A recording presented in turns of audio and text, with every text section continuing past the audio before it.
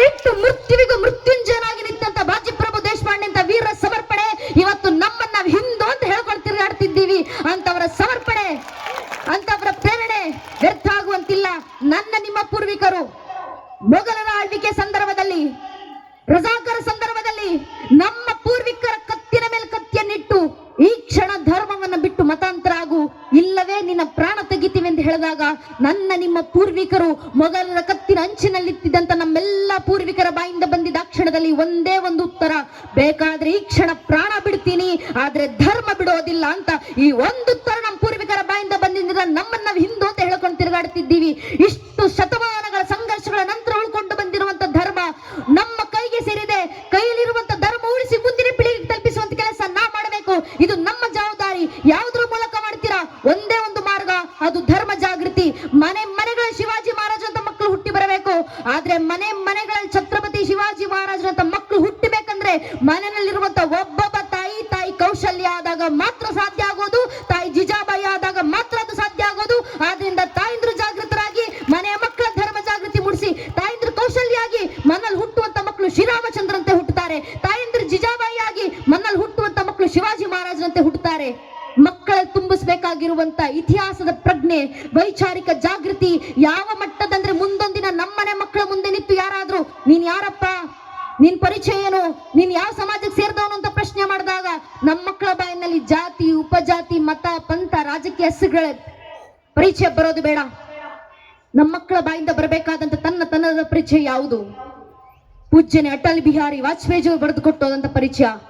वाजपेयी ಅವರು ಬರೀತಾರೆ, मैं शंकर का वह क्रोधा ललकर सकता जग को क्षार क्षार, मैं डमरू का वह प्रलयंकार ध्वनि जिसमें नचता भीषण संहार, मैं माँ दुर्गा का उन्मत्त हास, मैं माँ काली का शस्त्र अभ्यास, मैं यम की प्रलयंकारी पुकार, अगर अंतरतम की अग्नि से जगते में आग लगा दूं मैं, यदि ददक कुटे जड़ स्थलंबर जड़ चेतन तो कैसा विस्मय, हिंदू तन मन हिंदू जीवन रग रग हिंदू मेरा ಪರಿಚಯ ಅಂತ ಅಟಲ್ ಬಿಹಾರಿ ವಾಜಪೇಯಿ ಅವರು ಬರೆದುಕೊಟ್ಟದ್ರಲ್ಲ, ಅದು ನಮ್ಮ ಪರಿಚಯ.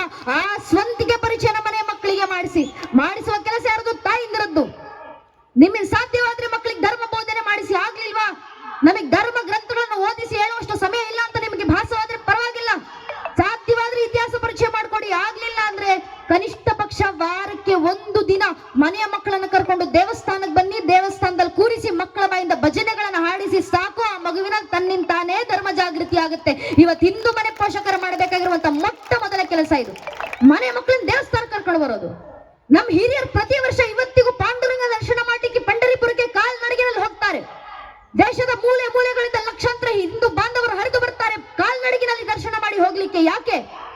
ಅವ್ರ ಗ್ರಂಥಗಳು ಓದಿದ್ರ, ಅವ್ರಿಗೆ ನೀಲಿನಕ್ಷೆ ಹಾಕಿ ಕೊಟ್ಟರೆ ನಮ್ಮ ಪೂರ್ವಿಕರು ಇದೇ ಮಾರ್ಗದಲ್ಲಿ ಹೋಗ್ಬೇಕು, ಇಷ್ಟೇ ಜನ ಹೋಗ್ಬೇಕು, ಇದೇ ಪದ್ಧತಿನಲ್ಲಿ ಹೋಗ್ಬೇಕು, ಇದೇ ಸ್ವರೂಪದಲ್ಲಿ ಹೋಗಬೇಕು, ಇದ್ರ ಇತಿಹಾಸ ಇಲ್ಲ ಸ್ವಾಮಿ. ಆ ಭಕ್ತಿ ಅವರಲ್ಲಿ ಮೂಡ್ಲಿಕ್ಕೆ, ಧರ್ಮನಿಷ್ಠತೆ ಬರಲಿಕ್ಕೆ ಗ್ರಂಥಗಳನ್ನು ಓದುವಂತ ಅವಶ್ಯಕತೆ ಬೇಕಾಗ್ಲಿಲ್ಲ. ವಾರಕ್ಕೊಂದು ದಿನ ಹಿರಿಯರು ದೇವಸ್ಥಾನದಲ್ಲಿ ಕೂತು ಭಜನೆ ಹಾಡ್ತಿದ್ರಲ್ಲ, ಮಾಜಾ ವಡಿಲಾಂಚಿ ಮೀರಾಜಿಗಾ ದೇವ ತುಜಿ ಚರಣ ಸೇವಾ ಪಾಂಡುರಂಗ ಅಂತ. ಆ ಒಂದು ಭಜನೆ ಸಾಕಾಯ್ತು ನಮ್ಮ ಹಿರಿಯರಲ್ಲಿ ಭಕ್ತಿಯನ್ನ ಮೂಡಿಸಲಿಕ್ಕೆ. ಆ ಭಜನೆಗಳ ಮಕ್ಕಳ ಬಾಯಿಂದ ಬರಲಿ. ಧರ್ಮನಿಷ್ಠತೆ, ಧರ್ಮ ಜಾಗೃತಿ ತನ್ನಿಂತಾನೇ ತುಂಬುತ್ತೆ. ಯಾಕೆ ನಾವೇ ಈ ಕೆಲಸ ಮಾಡಬೇಕು? ನಮ್ಮ ಹಿಂದೂ ಪೋಷಕರಲ್ಲಿ ಒಂದು ಸ್ವಭಾವ, ನಮ್ಮ ಮಕ್ಕಳಿಗೆ ಯಾಕೆ ದೇವಸ್ಥಾನ, ನಮ್ಮ ಮಕ್ಕಳಿಗೆ ಯಾಕೆ ಭಜನೆ, ನಮ್ಮ ಮಕ್ಕಳಿಗೆ ಯಾಕೆ ಧರ್ಮ ಸಭೆ? ನಮ್ಮ ಮಕ್ಕಳು ಶಾಲೆಗೆ ಹೋಗ್ತಿದ್ದಾರೆ ಚೆನ್ನಾಗಿ, ಒಂದು ಡಿಗ್ರಿ ಸರ್ಟಿಫಿಕೇಟ್ ತಗೊಳ್ಳಿ, 40-50 ಸಾವಿರ ಸಂಬಳ ತಗೊಂಡು ಜೀವನದಲ್ಲಿ ಸೆಟ್ಲ್ ಆಗ್ಲಿ ಬಿಡಪ್ಪ, ಇದಕ್ಕಿಂತ ಏನಿದೆ? ದೇಶ ಧರ್ಮ ಕಟ್ಕೊಂಡು ನಮ್ಮ ಮಕ್ಕಳಿಗೇನು? ಹಿಂದೂ ಪೋಷಕರಲ್ಲೇ ಪ್ರಶ್ನೆ. ಯಾಕೆ ಮಕ್ಕಳಿಗೆ ಧರ್ಮ ಜಾಗೃತಿ, ಧರ್ಮ ಸಂಸ್ಕಾರ, ಧರ್ಮ ಬೋಧನೆ ಹೇಳ್ತಿರೋದಂದ್ರೆ ದೇಶ ರಕ್ಷಣೆಗಲ್ಲ ಸ್ವಾಮಿ, ಧರ್ಮ ರಕ್ಷಣೆಗಲ್ಲ, ಕನಿಷ್ಠ ಪಕ್ಷ ಸ್ವಾರ್ಥಕ್ಕೋಸ್ಕರ. ಇದೇ ಸ್ವಭಾವ, ದೇಶ ಧರ್ಮ ಕಟ್ಕೊಂಡು ನನಗೇನು ಅನ್ನೋ ಆಲೋಚನೆ ನಮ್ಮಲ್ಲಿ ಇದ್ದಿದ್ರಿಂದಲೇ 500 ವರ್ಷಗಳ ಹಿಂದೆ ಇದೇ ಹಿಂದೂ ಸಮಾಜ ಜಾವ ಬಿಟ್ಟು ಬರಬೇಕಾದಂತ ಪರಿಸ್ಥಿತಿ ಬಂತು. 300 ವರ್ಷಗಳ ಹಿಂದೆ ಅಫ್ಘಾನಿಸ್ತಾನ ಬಿಟ್ಟು ಬಂದ್ರಿ, 200 ವರ್ಷಗಳ ಹಿಂದೆ ಆಗ್ನೇಯ ಏಷ್ಯಾ ಬಿಟ್ಟು ಬಂದ್ರಿ, 100 ವರ್ಷಗಳ ಹಿಂದೆ ತಕ್ಷಶಿಲಾ ಬಿಟ್ಟು ಬಂದ್ರಿ, 80 ವರ್ಷಗಳ ಹಿಂದೆ ಬರ್ಮಾ ಬಿಟ್ಟು ಬಂದ್ರಿ, 78 ವರ್ಷದ ಹಿಂದೆ ಪಾಕಿಸ್ತಾನ ಬಿಟ್ಟು ಬಂದ್ರಿ, 40 ವರ್ಷದ ಹಿಂದೆ ಬಾಂಗ್ಲಾದೇಶ ಬಿಟ್ಟು ಬಂದ್ರಿ, 35 ವರ್ಷಗಳ ಹಿಂದೆ ಕಾಶ್ಮೀರ ಬಿಟ್ಟು ಬಂದ್ರಿ. ಇಷ್ಟೆಲ್ಲ ಆದ ನಂತರವೂ ಹಿಂದೂ ಸಮಾಜ ಜಾಗೃತವಾಗ್ಲಿಲ್ಲ, ಸಂಘಟಿತವಾಗ್ಲಿಲ್ಲ ಅಂದ್ರೆ ಇನ್ನು 20-25 ವರ್ಷದಲ್ಲಿ ಕೇರಳ ಬಿಡುವಂತ ಪರಿಸ್ಥಿತಿ ಬರುತ್ತೆ, 30-35 ವರ್ಷದಲ್ಲಿ ವೆಸ್ಟ್ ಬೆಂಗಾಲ್ ಬಿಡುವಂತ ಪರಿಸ್ಥಿತಿ ಬರುತ್ತೆ, 40-45 ವರ್ಷದಲ್ಲಿ ಅಸ್ಸಾಂ ಬಿಡುವಂತ ಪರಿಸ್ಥಿತಿ ಬರುತ್ತೆ. ಬಿಟ್ಟು ಎಲ್ಲಿಗೆ ಹೋಗ್ತೀರಾ ಹಿಂದೂ ಸಮಾಜ? ಜಗತ್ತಿನ ಬೇರೆ ದೇಶಗಳನ್ನ ತೊರೆದು ಭಾರತಕ್ಕೆ, ನಮ್ಮ ಸ್ವಂತ ರಾಷ್ಟ್ರಕ್ಕೆ ಬಂದ್ರಿ. ನಮ್ಮ ದೇಶದ ಇತರ ರಾಜ್ಯಗಳನ್ನು ಬಿಟ್ಟು ಹೋಗೋ ಪರಿಸ್ಥಿತಿ ಬಂದಾಗ ಮತ್ತೊಂದು ರಾಜ್ಯಕ್ಕೆ ವಲಸೆ ಬಂದ ಆಶ್ರಯ ಪಡೆದ್ರಿ. ಮುಂದೆ ನಮ್ಮ ಪ್ರದೇಶ ಬಿಟ್ಟು ಹೋಗೋ ಪರಿಸ್ಥಿತಿ ಬಂದ್ರೆ ಎಲ್ಲಿಗೆ ಹೋಗ್ಬೇಕು ಹಿಂದೂ ಸಮಾಜ? ಜಗತ್ನಲ್ಲಿರುವಂತ 200 ಕೋಟಿ ಕ್ರೈಸ್ತರು ಬಹುಸಂಖ್ಯಾತರಿರುವಂತ 125 ದೇಶಗಳಿದ್ದಾವೆ. 170 ಕೋಟಿ ಸುನ್ನಿಗಳ ಬಹುಸಂಖ್ಯಾತರಿರುವಂತ 60 ದೇಶಗಳಿದ್ದಾವೆ. 40 ಕೋಟಿ ಶಿಯಾಗಳು ಬಹುಸಂಖ್ಯಾತರಿರುವಂತ 4 ದೇಶಗಳಿದ್ದಾವೆ.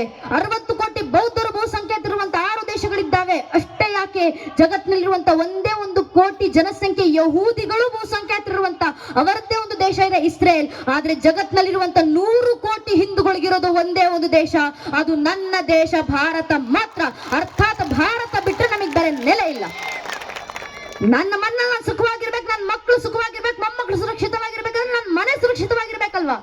ನನ್ನ ಮನೆ ಸುರಕ್ಷಿತವಾಗಿರ್ಬೇಕಂದ್ರೆ ನನ್ನ ಗಲ್ಲಿ ಸುರಕ್ಷಿತವಾಗಿರ್ಬೇಕು. ನನ್ನ ಗಲ್ಲಿ ಸುರಕ್ಷಿತವಾಗಿರ್ಬೇಕಂದ್ರೆ ನನ್ನ ತಾಲೂಕು ಸುರಕ್ಷಿತವಾಗಿರ್ಬೇಕು. ನನ್ನ ತಾಲೂಕು ಸುರಕ್ಷಿತವಾಗಿರ್ಬೇಕಂದ್ರೆ ನನ್ನ ಜಿಲ್ಲೆ ಸುರಕ್ಷಿತವಾಗಿರ್ಬೇಕು. ನನ್ನ ಜಿಲ್ಲೆ ಸುರಕ್ಷಿತವಾಗಿರ್ಬೇಕಂದ್ರೆ ನನ್ನ ರಾಜ್ಯ ಸುರಕ್ಷಿತವಾಗಿರ್ಬೇಕು. ನನ್ನ ರಾಜ್ಯ ಸುರಕ್ಷಿತವಾಗಿರ್ಬೇಕಂದ್ರೆ ನನ್ನ ದೇಶ ಸುರಕ್ಷಿತವಾಗಿರ್ಬೇಕು. ನನ್ನ ಭಾರತ ದೇಶ ಸುರಕ್ಷಿತವಾಗಿರ್ಬೇಕಂದ್ರೆ ನನ್ನ ಭಾರತ ದೇಶದ ಮೂಲ ಅಸ್ಮಿತೆ ಮತ್ತು ಅಸ್ತಿತ್ವವಾಗಿರುವಂತ ಸನಾತನ ಹಿಂದೂ ಧರ್ಮದ ಸಂರಕ್ಷಣೆ ಆದಾಗ ಮಾತ್ರ ಇವೆಲ್ಲವೂ ರಕ್ಷಣೆ ಆಗ್ಲಿಕ್ಕೆ ಸಾಧ್ಯ. ಇದನ್ನೇ ಹಿರಿಯರು ಹೇಳಿದ್ದು ಅಖಂಡ ಮಂಡಲಾಕಾರ. ಅಖಂಡ ಮಂಡಲದಲ್ಲಿ ನಾನು ನೀನು ಒಂದೊಂದು ಬಿಂದುಗಳಷ್ಟೇ. ನಮ್ಮ ಸಂರಕ್ಷಣೆ ಆಗಬೇಕಾ? ದೇಶ ಧರ್ಮ ಎಂಬ ಅಖಂಡ ಮಂಡಲದ ಸಂರಕ್ಷಣೆ ಆಗಬೇಕು. ಅದರ ಸಂರಕ್ಷಣೆಗೆ ಶ್ರಮವನ್ನ ವಹಿಸಿ. ನಾವು ಮಕ್ಕಳಿಗೆ ಶಿಕ್ಷಣ ಕೊಡಿಸಿದ್ದೀವಿ, ಸಾಕು. ಆಸ್ತಿ ಅಂತಸ್ತು ಮಾಡಿಕ್ಕಿದ್ದೀವಿ, ಸಾಕು. ಒಂದು ಶಿಕ್ಷಣ, ಒಂದು ಹಣ ಎರಡಿದ್ರೆ ಜಗತ್ತಲ್ಲಿ ಯಾವ ಮೂಲೆಯಲ್ಲಿ ಬೇಕಾದ್ರೂ ಬದುಕೊಂತಾರಲ್ಲ, ಆರಾಮಾಗಿರ್ತಾರಲ್ಲ. ಭ್ರಮೆ ಇದೆಯಲ್ಲ ಹಿಂದೂ ಪೋಷಕರಲ್ಲಿ, ಹಿಂದೂ ಸಮಾಜದಲ್ಲಿ. ಇತಿಹಾಸ ಟೆಕ್ಸ್ಟ್ ಬುಕ್ ಎಕ್ಸಾಂಪಲ್ಸ್ ಗಳನ್ನ ಚರಿತ್ರೆ ನಮಗೆ ನೀಡ್ತಾ ಬಂದಿದೆ. 90 ವರ್ಷಗಳ ಹಿಂದೆ ರಂಗೂನ್ನಲ್ಲಿದ್ದಂತ ಅತ್ಯಂತ ವಿದ್ಯಾವಂತ, ಅತ್ಯಂತ ಶ್ರೀಮಂತ ಸಮಾಜ ಯಾರ್ದು? ಹಿಂದೂಗಳದಲ್ವಾ? ಅಲ್ಲಿದ್ದಂತ ಹಿಂದೂಗಳು ಏನಾದ್ರು? 78 ವರ್ಷಗಳ ಹಿಂದೆ ಪಾಕಿಸ್ತಾನದ ಲಾಹೋರ್ನಲ್ಲಿದ್ದಂತ ಅತ್ಯಂತ ವಿದ್ಯಾವಂತ, ಅತ್ಯಂತ ಶ್ರೀಮಂತ ಸಮಾಜ ಯಾರ್ದು? ಹಿಂದೂಗಳದಲ್ವಾ? ಅಲ್ಲಿದ್ದಂತ ಹಿಂದೂಗಳು ಎಲ್ಲಿಗೆ ಹೋದ್ರು? 45 ವರ್ಷಗಳ ಹಿಂದೆ ಬಾಂಗ್ಲಾದೇಶದಲ್ಲಿದ್ದಂತ ಅತ್ಯಂತ ವಿದ್ಯಾವಂತ, ಅತ್ಯಂತ ಶ್ರೀಮಂತ ಸಮಾಜ ಯಾರ್ದು? ಹಿಂದೂಗಳದಲ್ವಾ? ಅಲ್ಲಿದ್ದಂತ ಹಿಂದೂಗಳು ಎಲ್ಲಿಗೆ ಹೋದ್ರು? 35 ವರ್ಷಗಳ ಹಿಂದೆ ಕಾಶ್ಮೀರದಲ್ಲಿದ್ದಂತ ಅತ್ಯಂತ ವಿದ್ಯಾವಂತ, ಅತ್ಯಂತ ಶ್ರೀಮಂತ ಸಮಾಜ ಯಾರ್ದು? ಹಿಂದೂಗಳದಲ್ವಾ? ಅಲ್ಲಿದ್ದಂತ ಹಿಂದೂಗಳ ಪರಿಸ್ಥಿತಿ ಏನಾಯ್ತು? ಅಲ್ಲಿನ ಹಿಂದೂಗಳಿಗೆ ಶಿಕ್ಷಣದ ಕೊರತೆ ಬಂತ, ಅಕ್ಷರ ಜ್ಞಾನದ ಕೊರತೆ ಬಂತ, ಡಿಗ್ರಿ ಸರ್ಟಿಫಿಕೇಟ್ಗಳ ಕೊರತೆ ಬಂತ, ಪಾಂಡಿತ್ಯದ ಕೊರತೆ ಬಂತ. ಕಶ್ಯಪರ ಕಾಶ್ಮೀರ ಸ್ವಾಮಿಯದು ಇಡೀ ಸನಾತನ ಹಿಂದೂ ಧರ್ಮದ ಜ್ಞಾನ ಪರಂಪರೆಗೆ ಶಿಖರಪುಂಜವಾಗಿ ಬೆಳಗ್ತಿದ್ದಂತ ಕಾಶ್ಮೀರ. ಅವ್ರಿಗೆ ಅಕ್ಷರ ಜ್ಞಾನ ಕಡಿಮೆ ಆಯ್ತಾ? ಅವ್ರಿಗೆ ಆಸ್ತಿ ಅಂತಸ್ತು ಕಡಿಮೆ ಆಯ್ತಾ? ಪೂರ್ವಿಕರು ಶತಮಾನಗಳಿಂದ ಮಾಡಿಟ್ಟಂತ ಆಸ್ತಿ ಅಂತಸ್ತು ಸುಖದ ಸುಪ್ಪತ್ತಿಗೆ ಅನುಭವಿಸ್ಕೊಂಡು ಬಂದವರಲ್ವಾ? ಕಾಶ್ಮೀರದ ಪಂಡಿತರಿಗೆ, ಕಾಶ್ಮೀರದ ಹಿಂದೂಗಳ ಕೊರತೆ ಆಗಿದ್ದೇನು? ಅಕ್ಷರ ಅಲ್ಲ, ಅಕ್ಷರಾಭ್ಯಾಸ ಅಲ್ಲ, ಶಿಕ್ಷಣ ಅಲ್ಲ, ಆಸ್ತಿ ಅಂತಸ್ತಲ್ಲ. ಎರಡೇ, ಒಂದು ಧರ್ಮ ಜಾಗೃತಿ, ಮತ್ತೊಂದು ಧರ್ಮ ಸಂಘಟನೆ. ಎರಡರ ಕೊರತೆ ಆದಿದ್ದರಿಂದ ಇವತ್ತು ಕಾಶ್ಮೀರದ ಹಿಂದೂಗಳ ಪರಿಸ್ಥಿತಿ ಏನಾಗಿದೆ ನಾವೇ ಜೀವಂತ ಸಾಕ್ಷ್ಯ ದೇಶದಲ್ಲಿ ಗಮನಿಸ್ತಿದ್ದೀವಿ. ಇತಿಹಾಸ, ಪ್ರಸ್ತುತ ಎಲ್ಲವೂ ಹೇಳ್ತಾ ಬಂದಿರೋದು ಒಂದೇ ಒಂದು ಮಾತು: ಧರ್ಮ ಜಾಗೃತಿ, ಧರ್ಮ ಸಂಘಟನೆ. ಸಂಘಟಿತರಾಗಿ ಮನೆ ಮನೆಗಳ ಧರ್ಮ ಜಾಗೃತಿ ತುಂಬಿಸಿ. ನಾವು ಕಾರ್ಯಕ್ರಮ ಮಾಡ್ತಿರ್ಬೇಕಾದ್ರೆ ಜಾತಿ ಮತ ಪಂಥ ಅಂತ ಹೇಳಿಕೊಂಡು ನಮ್ಮ ನಾಯಕರನ್ನು ಜಾತಿ ಮತ ಪಂಥಗಳಿಗೆ ಸೇರಿಸಿ ಶಿವಾಜಿ ಮಹಾರಾಜರ ಜಯಂತಿ ಆಚರಿಸಿದ್ರೆ ನಾವ್ಯಾಕೆ ಶಿವಾಜಿ ಮಹಾರಾಜ ಜಯಂತಿ ಆಚರಿಸಬೇಕು? ಮಹಾರಾಷ್ಟ್ರದವರು ಆಚರಿಸ್ಕೊಳ್ತಾ ಇರ್ಬಿಡಿ, ಮರಾಠರಿಗೆ ಆಚರಿಸ್ಕೊಳ್ತಾ ಇರ್ಬಿಡಿ, ಅವ್ರೇನು ಕರ್ನಾಟಕದವ್ರು ಅಲ್ವಲ್ಲ? ಪ್ರಶ್ನೆ ಮಾಡ್ತೀವಲ್ಲ ನಾವೇ. ನಾನ್ ಹೇಳ್ತಿರೋ ಮಾತಲ್ಲ. R.C. ಧೀರೆ ಎಂಬ 13 ವರ್ಷಗಳ ಕಾಲ ಶಿವಾಜಿ ಮಹಾರಾಜರ ಮೇಲೆ ಇತಿಹಾಸವನ್ನು ಅಧ್ಯಯನ ಮಾಡಿ ಒಂದು ಪುಸ್ತಕ ಬರೆದಿದ್ದಾರೆ. ಶಿವಗಡಾಚ ಶಂಭು ಮಹಾರಾಜರಂತ ಮರಾಠಿನಲ್ಲಿರುವಂತ ಪುಸ್ತಕ.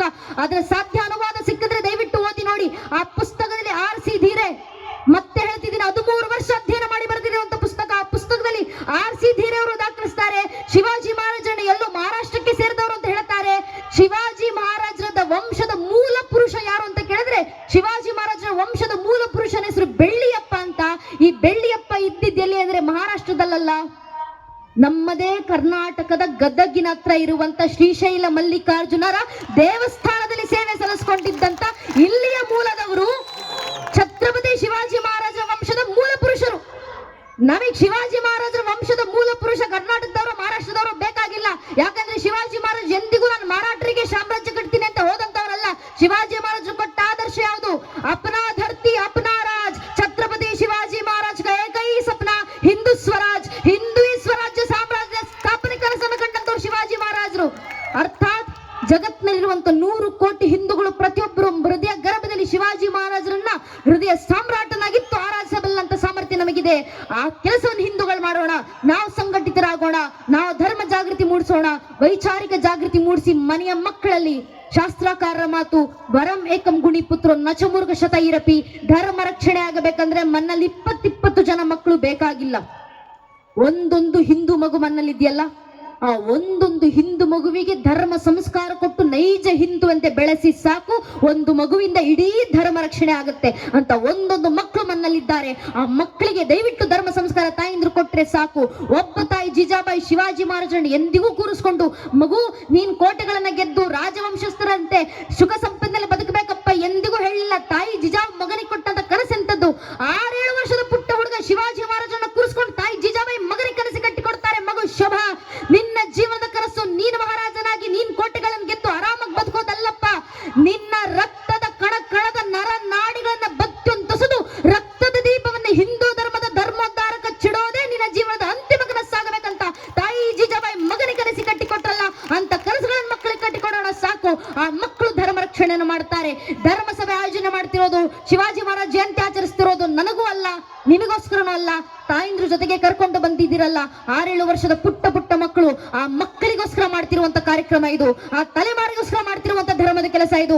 ಆ ಪೀಳಿಗೆಗೋಸ್ಕರ ನಡೆಸ್ತಿರುವಂತ ಧರ್ಮ ಜಾಗೃತಿ ಕಾರ್ಯ ಇದು. ಆ ಪೀಳಿಗೆಯನ್ನ ಜಾಗೃತಗೊಳಿಸಿ ಯಾವ ಮಟ್ಟದಂದ್ರೆ ಮುಂದೊಂದು ದಿನ ಯಾರಾದರೂ ಈ ಬುದ್ಧಿಯೇ ಜೀವನ ಅಂತ ಅನ್ಕೊಳ್ಳುವಂತ ಜನರು ನಮ್ಮ ಮಕ್ಕಳ ಮುಂದೆ ನಿಂತು ನಮ್ಮ ಧರ್ಮದ ಬಗ್ಗೆ ಪ್ರಶ್ನೆ ಮಾಡಿದ್ರೆ ಮಾಡ್ತಾರಲ್ಲ. ನೀವು ಗಣೇಶನ್ನ ಪೂಜೆ ಮಾಡ್ತೀರಾ, ನಿಮ್ಮ ಗಣೇಶನಿಗೆ ಏನಕ್ಕೆ ಆನೆ ಮುಖ? ನೀವು ಹನುಮಂತರನ್ನ ಪೂಜಿಸ್ತೀರಾ, ಹನುಮಂತನಿಗೆ ಏನಕ್ಕೆ ಕಪಿ ಮುಖ? ನೀವು ಹನುಮಂತ ರಾಮ ಭಕ್ತ ಅಂತ ಕರಿತೀರಾ, ರಾಮನಲ್ಲಿ ಹುಟ್ಟಿದ್ರು ಅನ್ನೋದಕ್ಕೆ ನಿಮ್ಮ ಹತ್ರ ಏನು ಸಾಕ್ಷಿ ಇದೆ? ಪ್ರಶ್ನೆ ಮಾಡ್ತಾರೆ. ದುರಾದೃಷ್ಟವಶಾತ್ ಪ್ರಶ್ನೆ ಮಾಡೋರು ಸಾಮಾನ್ಯರಲ್ಲ. ಕೋರ್ಟ್ ನಲ್ಲಿ ನಿಂತು ಕಪಿಲ್ ಸಿಬ್ಬಲ್ ಎಂಬ ವಕೀಲರು ಮಾಡುವಂತ ಪ್ರಶ್ನೆ, ಶ್ರೀರಾಮಚಂದ್ರು ಇಲ್ಲೇ ಹುಟ್ಟಿದ್ರು ಅನ್ನೋದಕ್ಕೆ ರಾಮ ಜನ್ಮಭೂಮಿ ಪರ್ವ ಕೊಡ್ಲಿಕ್ಕೆ ನಿಮ್ಮ ಹತ್ರ ಏನು ಸಾಕ್ಷಿ ಇದೆ, ಏನ್ ಪುರಾವೆ ಇದೆ? A question that was asked in the Supreme Court of India during the hearing of Sri Ram Janmabhoomi case. What gives us a guarantee that this same question might not come to our doorstep in the future days? Swami court ಅಲ್ಲಿ ಮಾಡಿದ ಇದೇ ಪ್ರಶ್ನೆ ಮುಂದೊಂದಿನ ನಮ್ಮನೆ ಬಾಗಿಲವರೆಗೂ ಬರೋದು ಅನ್ನೋದಕ್ಕೆ ನಮ್ಮ ಹತ್ರ ಏನು ಗ್ಯಾರಂಟಿ? ಓಪನ್ ಪಬ್ಲಿಕ್ ಡೊಮೇನ್ ನಲ್ಲಿ ಇಡೀ ಹಿಯರಿಂಗ್ ಸಿಗ್ತಾವ ನಮಗೆ. ಮುಂದೆ ಏನಾದ್ರು ನಮ್ಮ ಮಕ್ಕಳ ಮುಂದೆ ಬಂದು ಪ್ರಶ್ನೆ ಮಾಡಿದ್ರೆ ಮನೆಯ ಮಕ್ಕಳಲ್ಲಿ ಯಾವ ಮಟ್ಟದ ಧರ್ಮ ಜಾಗೃತಿ ತುಂಬಿರ್ಬೇಕಂದ್ರೆ ಒಂದೊಂದು ಹಿಂದೂ ಮನೆಯ ಮಗು ಎದೆ ಉಪ್ಪಿಸ್ಕೊಡದೆ ತಟ್ಕೊಂಡು ಹೇಳ್ಕೊಳ್ಬೇಕು, ಪ್ರಭು ಶ್ರೀರಾಮಚಂದ್ರ ಅಸ್ತಿತ್ವಕ್ಕೆ ಮಾತ್ರ ಅಲ್ಲಪ್ಪ, ಬೇಕಾದ್ರೆ ಇಡೀ ಶ್ರೀರಾಮಚಂದ್ರರ ವಂಶ ವೃಕ್ಷದ ಅಸ್ತಿತ್ವಕ್ಕೆ ನಾನು ಸಾಕ್ಷಿಯನ್ನು ಕೊಡಬಲ್ಲೆ. ನಮ್ಮ ಮಕ್ಕಳ ಬಾಯಿಂದ ಬರಬೇಕಾದ ಉತ್ತರ ತಾಯಿ ಭಾರತೀಯ ಜಗನ್ಮಾತೆಯ ಭಗವಂತನ ಕೃಪಾಶೀರ್ವಾದಗಳಿಂದ.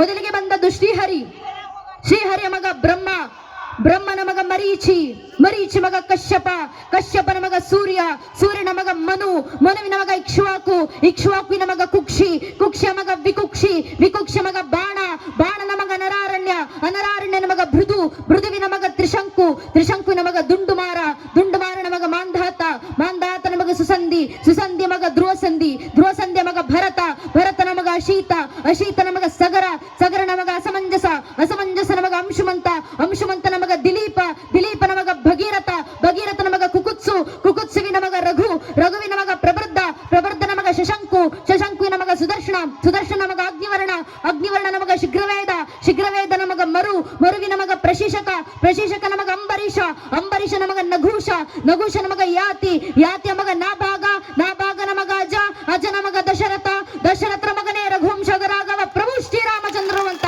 ಹೇಳುವ ಮಟ್ಟಕ್ಕೆ ಒಂದೊಂದು ಹಿಂದೂ ಮಗುವಿನಲ್ಲೂ ಇಷ್ಟು ವೈಚಾರಿಕ ಜಾಗೃತಿ ನಾವು ತುಂಬಿಸಿದ್ರೆ ಸಾಕು. ನನ್ನ ನೆಚ್ಚಿನ ಬಂಧುಗಳೇ, ಧರ್ಮ ರಕ್ಷಣೆ ಆಯ್ತಂತ ಪರಂಪರೆ ಉಳಿವಾಯ್ತಂತ ಅರ್ಥ. ಹಿಂದೂ ಧರ್ಮದಲ್ಲಿ ಹುಟ್ಟಿ ನನ್ನ ಧರ್ಮಜ್ಞಾನ ನಾನ್ ತಿಳ್ಕೊಳ್ಳಿಲ್ಲ, ಇನ್ಯಾರು ತಿಳ್ಕೊಳ್ತಾರೆ? ಹಿಂದೂ ಧರ್ಮದಲ್ಲಿ ಹುಟ್ಟಿ ನನ್ನ ಧರ್ಮ ಸಂಸ್ಕಾರ ನನ್ನ ಮನೆ ಮಕ್ಕಳಿಗೆ ನಾನ್ ಕೊಡ್ಲಿಲ್ಲ, ಇನ್ಯಾರು ಕೊಡ್ತಾರೆ? ಹಿಂದೂ ಧರ್ಮದಲ್ಲಿ ಹುಟ್ಟಿ ನನ್ನ ಧರ್ಮ ಸಭೆಯಲ್ಲಿ ನಾನ್ ಬಂದು ಭಾಗವಹಿಸಲಿಲ್ಲ, ಇನ್ಯಾರು ಭಾಗವಹಿಸ್ತಾರೆ? ಹಿಂದೂ ಧರ್ಮದಲ್ಲಿ ಹುಟ್ಟಿ ನನ್ನ ಧಾರ್ಮಿಕ ಕ್ಷೇತ್ರಗಳ ಪರವಾಗಿ ನಾನ್ ನಿಲ್ಲ, ಇನ್ಯಾರು ನಿಲ್ತಾರೆ? ಹಿಂದೂ ಧರ್ಮದಲ್ಲಿ ಹುಟ್ಟಿ ನನ್ನ ಮಠಾಧೀಶರ ಅವಿಚ್ಛಿನ್ನ ಗುರು ಪರಂಪರೆಗೆ ನಾನ್ ಋಣಿಯಾಗಿ ನಿಲ್ಲಿಲ್ಲ, ಇನ್ಯಾರು ಋಣಿಯಾಗಿ ನಿಲ್ತಾರೆ? ಹಿಂದೂ ಧರ್ಮದಲ್ಲಿ ಹುಟ್ಟಿ ನನ್ನ ಧಾರ್ಮಿಕ ಸಂಕೇತ ಸ್ವಾಭಿಮಾನದಿಂದ ನಾನ್ ಧರಿಸ್ತಿಲ್ಲ, ಇನ್ಯಾರು ಧರಿಸ್ಕೊಂಡು ಓಡಾಡ್ತಾರೆ? ಹಿಂದೂ ಧರ್ಮದಲ್ಲಿ ಹುಟ್ಟಿ ನನ್ನ ಪರಂಪರೆ ನಾನ್ ಪ್ರತಿಷ್ಠಾಪನೆ ಮಾಡಿ ಹೋಗ್ಲಿಲ್ಲ, ಇನ್ಯಾರು ಪ್ರತಿಷ್ಠಾಪಿಸ್ತಾರೆ? ಸ್ವಾಮಿ, ಹಿಂದೂ ಧರ್ಮದಲ್ಲಿ ಹಿಂದುವಾಗಿ ಹುಟ್ಟಿ ಹಿಂದೂ ಧರ್ಮ ರಕ್ಷಣೆಗೆ ನಾನು ನೀವುಗಳು ಮುಂದೆ ಬರ್ಲಿಲ್ಲ, ಮತ್ಯಾರು ಬರ್ತಾರೆ? ಮತ್ಯಾರು ಧರ್ಮ ರಕ್ಷಣೆ ಮಾಡ್ತಾರೆ? ಧರ್ಮ ರಕ್ಷಣೆಗೆ ನಮ್ಮ ಕೈಲಾಗುವಂತ ಕೊಡುಗೆ ಸಲ್ಲಿಸೋಣ. ನಿಮಗೆ ಮಾತಾಡ್ಲಿಕ್ಕಾಗುತ್ತಾ? ದಯವಿಟ್ಟು ಮಾತಾಡಿ, ಮನೆಯಲ್ಲಿ ಮಾತಾಡಿ, ಮನೆ ಮಕ್ಕಳ ಜೊತೆ ಮಾತಾಡಿ, ಕುಟುಂಬಸ್ಥರ ಜೊತೆ ಮಾತಾಡಿ, ಧರ್ಮ ಜಾಗೃತಿ ಮೂಡಿಸಿ. ಹಾಡ್ಲಿಕ್ಕಾಗುತ್ತಾ? ದೇಶಭಕ್ತಿ ಗೀತೆ ಹಾಡಿ, ಶರಣರ ವಚನಗಳನ್ನ ಹೇಳಿ